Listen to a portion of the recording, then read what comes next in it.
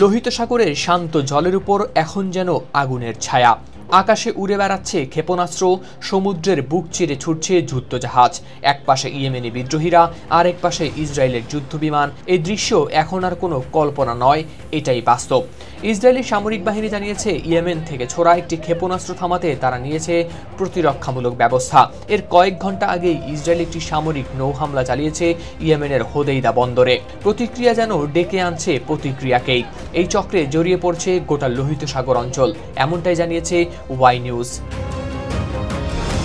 দখলদার ইসরায়েলের দাবি, ইরান সমর্থিত হুতি গোষ্ঠী আজ গাজা যুদ্ধকে কেন্দ্র করেই বর্বর ইসরায়েলের দিকে চালিয়ে যাচ্ছে হামলা। আর তা যদি চলতেই থাকে তবে ইয়েমেনের উপর আরোপ করা হবে কঠোর নৌ ও বিমান অবরোধ, এমনটাই হুঁশিয়ারি দিয়েছে তেল আবিব।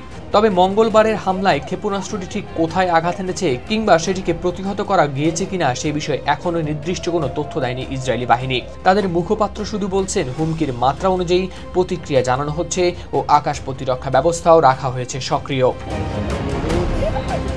এই ঘটনার সময়টা খুবই গুরুত্বপূর্ণ। গাজার যুদ্ধ ও মানবিক সংকট নিয়ে বিশ্বব্যাপী উদ্বেগ বাড়ছে। সেই সঙ্গে ইসরায়েল ও হুতিদের মধ্যে এই সংঘাত যেন ধীরে ধীরে রেড সি সীমানা ছাড়িয়ে হয়ে উঠছে আরও বিস্তৃত।